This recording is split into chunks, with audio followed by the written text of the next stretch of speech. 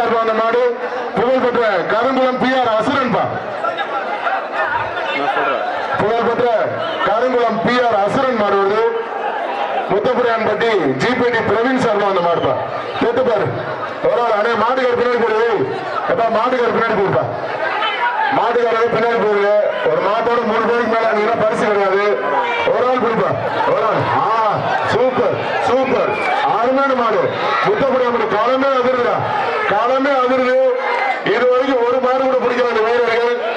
முத்தபுரியாம்பட்டி காலமே அதிருது. வாவான்னு கூப்பிடுற மாடு புரிஞ்சா தொட்டு போடுறான். இப்ப காட்டுறவங்க வீரத்தை காட்டுறான்.